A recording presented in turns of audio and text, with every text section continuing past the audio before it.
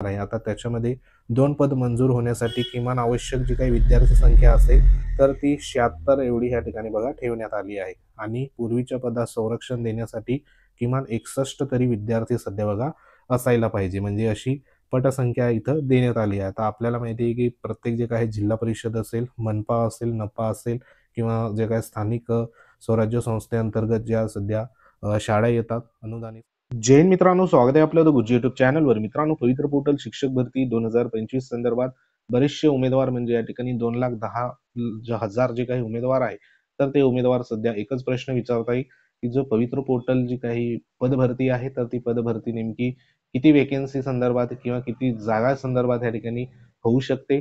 त्यानंतर दुसरा जो प्रश्न आहे तो म्हणजे पवित्र पोर्टल रजिस्ट्रेशन टॅब जो आहे तर तो नेमका कधीपर्यंत त्या ठिकाणी सुरू होऊ शकतो। कारण आपल्याला माहिती आहे की मागच्या 2 दिवसांपूर्वी जो काही सध्या माननीय कोणी निकाल जो दिलेला आहे नवीन संच मान्यताच्या अनुषंगाने जे काही धोरण होतं त्याच्या अनुषंगाने जी याचिका दाखल होती त्या याचिकेला अनुसरून जो काही निकाल आहे तर तो निकाल सध्या बघा दिलेला आहे। आता शिक्षक भरतीमध्ये 2025 ची शिक्षक भरतीसाठी जी काही बिंदू नामावली त्या ठिकाणी बघा पूर्ण होणार होती तर त्या बिंदू नामावलीमध्ये जो काही सध्या या ठिकाणी निकाल आहे तर तो निकाल सध्या महत्त्वाचा भूमिका सध्या बजावणार आहे। आता ह्याच्यानुसार बाकी जे काही आस्थापना होत्या, जिल्हा परिषद असेल, मनपा असेल, तर एकंदरीत निकाल त्या ठिकाणी कोणत्या पद्धतीने बघा या ठिकाणी येतो त्यानुसार पुढील जी काही कार्यवाही होती बिंदू नामावलीची तर ती त्या ठिकाणी बघा होणार होती। आता सध्या निकाल आलेला आहे। आता जी काही शिक्षक भरतीच्या अनुषंगाने पुढील जी काही प्रक्रिया असेल तर त्याला देखील हळूहळू गती येणार आहे। तर आजच्या या व्हिडिओच्या माध्यमातून सर्वात महत्त्वाचं या ठिकाणी पवित्र पोर्टल मार्फत जी काही वेकेन्सी असेल तर ती वेकेन्सी नेमकी कशी येणार आणि किती सध्या बघा वेकेन्सी इथं येऊ शकते, तसंच नवीन संच मान्यता धोरणासंदर्भात जी काही अंमलबजावणी आहे तर ती अंमलबजावणी आता या ठिकाणी हळूहळू सुरू होणार।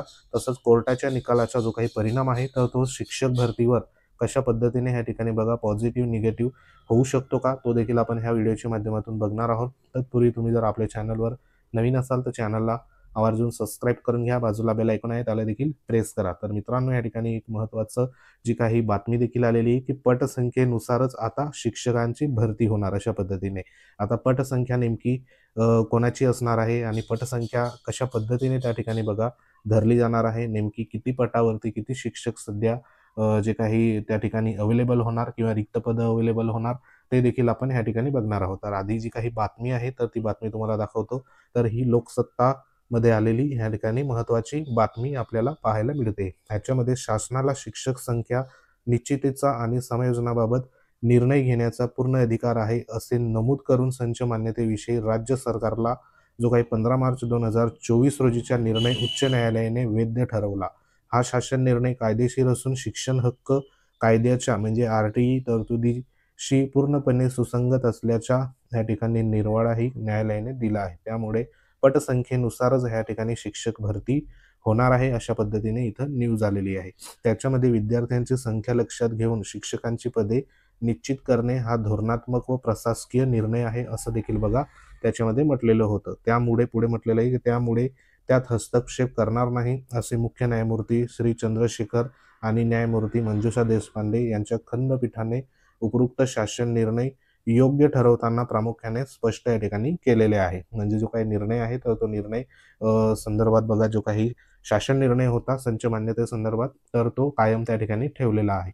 पुढे म्हटले की RTI कायदा हा मुलांच्या शिक्षणाच्या हक्कासाठी आहे, शिक्षकांना एखाद्या विशिष्ट शाळेत कायम ठेवण्यासाठी नाही। थोडक्यात म्हणजे शासन निर्णय शिक्षणाच्या गुणवत्तेसाठी व RTI कायद्याच्या अंमलबजावणीसाठी आवश्यक या ठिकाणी आहे। त्यामुळे तो मनमानी किंवा बेकायदा नसून रद्द करण्याचा प्रश्नच उद्भवत नसल्याचेही न्यायालयाने निकालात या ठिकाणी नमूद केलेले आहे। असे असले तरी अतिरिक्त ठरलेल्या शिक्षकांना सेवेतून कमी करण्यात येणार नाही, त्यांचं समायोजन जवळच्या शाळेत केले जाईल अशी हमी सरकारने न्यायालयात या ठिकाणी दिलेली आहे। म्हणजे जे काही अतिरिक्त होत होते शिक्षक तर त्या शिक्षकांचं इतर त्या ठिकाणी शाळेमध्ये समायोजन होणार आहे आणि त्या अनुषंगाने सरकारने हमी देखील दिलेली आहे।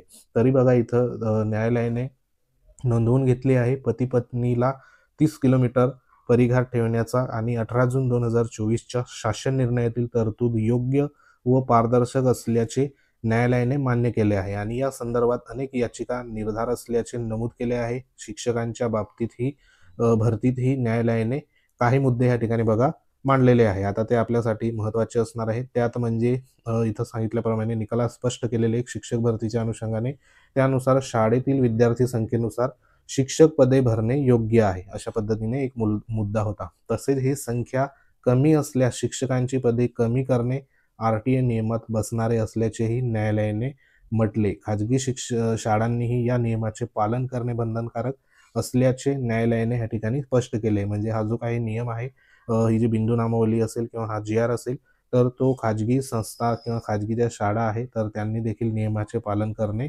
बंधनकारक आहे असं देखील इथं म्हटलेलं आहे. तसंच बघा एक महत्त्वाचा मुद्दा कंत्राटी शिक्षक भरती संदर्भात देखील देण्यात आलाय. कंत्राटी शिक्षक भरती ही वैध असणार आहे. कारण का की पटसंख्या 10 पेक्षा कमी असल्यास तात्पुरत्या भरती शिक्षक नेमण्याचा शासन निर्णयही न्यायालयाने वैध ठरवला व असे शिक्षक नियमित सेवेसाठी दावा करू शकत नाही असे न्यायालयाने स्पष्ट केलेले आहे. म्हणजे इथं कंत्राटी शिक्षक भरती देखील वैध असणार आहे. कारण कमी पटसंख्या असलेल्या शाळेमध्ये जो काही शिक्षक आहे तर तो कंत्राटी स्वरूपात त्या ठिकाणी नेमला जात आहे आणि हे संपूर्ण सध्या बघा प्रकरण या ठिकाणी होणार आहे आणि जे काही कंत्राटी शिक्षक असेल तर ते पुढे जाऊन त्यांना कायम किंवा नियमित सेवेत राहण्यासंदर्भात जे काही दावा असेल तर ते मात्र त्या ठिकाणी करू शकणार नाही. तसेच बघा अनेक शिक्षकांना या ठिकाणी अतिरिक्त घोषित करून बदली करण्याबाबतचा शासन निर्णय न्यायालयाने रद्द केला आहे. त्यामुळे प्रत्येक शाळेत आवश्यक शिक्षकांची संख्या कायम राहणार आहे. अतिरिक्त शिक्षकांची जबरदस्तीने बदली करू नये असे आदेश देखील न्यायालयाने या ठिकाणी देण्यात आलेले आहे. आता ह्याच्यामध्ये संपूर्ण जे काही प्रकरण आहे तर ते प्रकरण सध्या बघा इथं सांगण्यात आले कशा पद्धतीने सध्या जी काही शिक्षक भरती आहे तर त्या शिक्षक भरती पटसंख्येनुसार सध्या इथं होणार आहे आणि त्याच्यामध्ये कंत्राट स्वरूपात जी काही पदं असणार आहे ती देखील असणार आहे. त्याच्यामध्ये कमी म्हणजे 10 पेक्षा कमी पटसंख्या असल्यास त्या ठिकाणी कंत्राटी जे काही शिक्षक आहे तर ते तिथं सध्या नेमण्याचा शासनाला त्या ठिकाणी जे काही निर्णय आहे तर तो देखील वैध त्या ठिकाणी ठरवलेला आहे. तर एकंदरीत या ठिकाणी जो काही शासन निर्णय म्हणजे हा शासन निर्णय बघा 15 मार्च 2024च्या शालेय शिक्षण क्रीडा विभागाचा हा शासन निर्णय आहे. ह्याच्यामध्ये इथं मजकूर दाखवल्याप्रमाणे संच मान्यतेचे सुधारित निकष विहित करण्याबाबत त्याच्यामध्ये या ठिकाणी स्थानिक स्वराज्य संस्था, शासकीय, खाजगी अनुदानित, अंशतः अनुदानित सर्व या ठिकाणी अशा पद्धतीचा हा इथं मजकूर देण्यात आला आहे. आता ह्याच्यामध्ये जर इथं आपण निकष जर बघितले तर इथं तुम्ही बघू शकता की प्राथमिक शाळेसंदर्भात प्राथमिक व उच्च प्राथमिक इयत्ता 1ली ते 5वी किंवा इयत्ता 1ली ते 8वी पर्यंत जे निकष आहे तर ते निकष अशा पद्धतीने इथं देण्यात आले.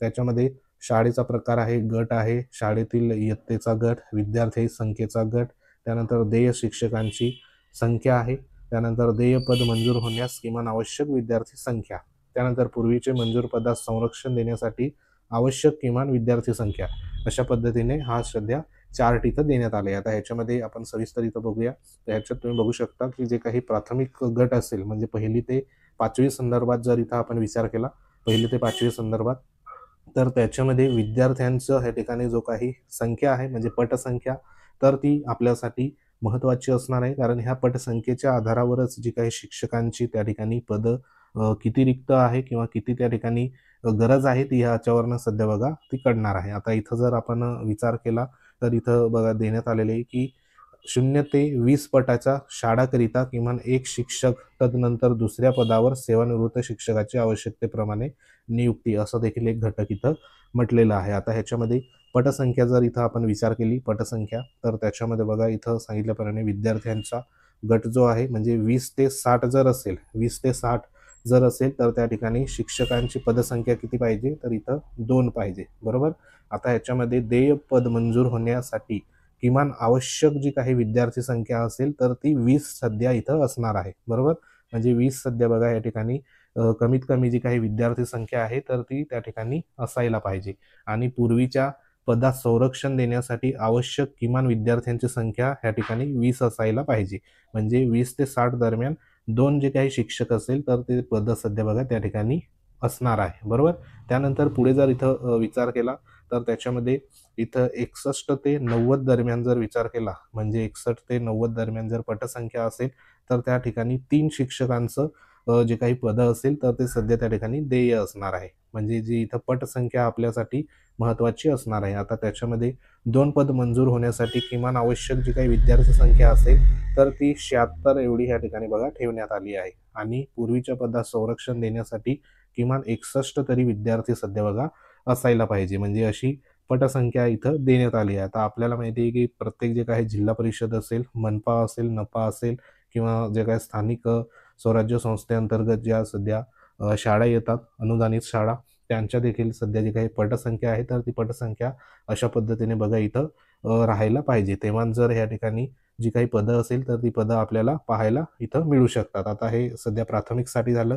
पुढे बघा इथं 6वी ते 8वी संदर्भात देखील देण्यात आलं आहे. त्याच्यामध्ये देखील इथं 20 ते 70 दरम्यान जी काही पटसंख्या असेल तर इथं 2 आहे शिक्षक. त्यानंतर 71 ते 105 असेल तर 3 शिक्षक आणि 105च्या पुढे असेल तर प्रति 35 विद्यार्थ्यांमागे 1 पद देय ह्या ठिकाणी राहणार आहे. म्हणजे 6 ते 8 साठी जर इथं विचार केला तर अशा पद्धतीने या ठिकाणी जो काही निकष आहे तर तो निकष इथं देण्यात आला आहे. म्हणजे जर 105च्या पुढे जर असेल विद्यार्थ्यांची पटसंख्या तर इथं 35 विद्यार्थ्यांमागे 1 पद जे असेल तर ते सध्या बघा इथं देय राहील. आता ह्याच्यामध्ये पदं जी असेल तर ती एक प्रकारे इथं वाढू देखील शकतात आणि कमी देखील होऊ शकतात. कारण ज्या शाळेमध्ये विद्यार्थ्यांची पटसंख्या कमी असेल तर तेथे ऑलरेडी असलेले हे जे काही शिक्षक आहे, म्हणजे ऑलरेडी तिथं पद असलेले शिक्षक आहे, तर हे पद असलेले शिक्षक सध्या अतिरिक्त होणार, बरोबर.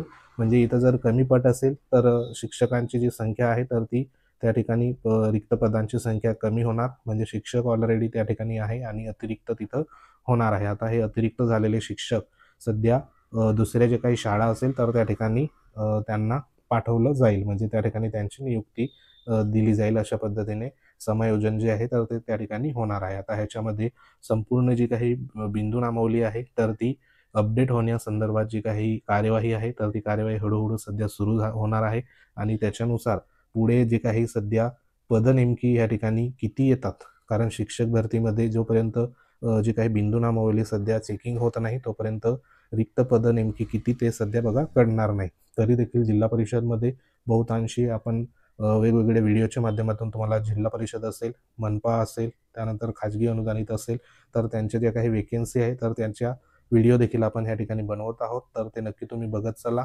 जेणेकरून तुमच्या जवळपासचे जे काही जिल्हा परिषद असेल, मनपा असेल तर त्या ठिकाणी नेमकी पदं किती रिक्त आहे ते तुम्हाला एक अंदाज येईल. तर सध्या ही एक महत्त्वाची जी काही माहिती आहे तर ती माहिती सध्या बघा तुमच्यापर्यंत पोहोचवण्यात आलेली आहे. तर हे अशा पद्धतीचे जे निकष आहे तर ते निकष सध्या बघा इथं असणार आहे. आता याच्यामध्ये जास्तीत जास्त जे काही वेकेन्सी आहे तर ती नेमकी कोणत्या गटासाठी इथं येऊ शकते तर ते सध्या आता तरी सांगता येणार नाही, परंतु जी काही पदं आहे तर ती पदं सध्या बघा या ठिकाणी लवकरच आपल्यापर्यंत माहिती होईल. तर सध्या हा एक महत्त्वाचा व्हिडिओ होता. माहिती आवडली असेल व्हिडिओ लाईक करा, शेअर करा. तुम्ही जर आपल्या चॅनलवर नवीन असाल तर चॅनलला आवर्जून सबस्क्राईब करून घ्या.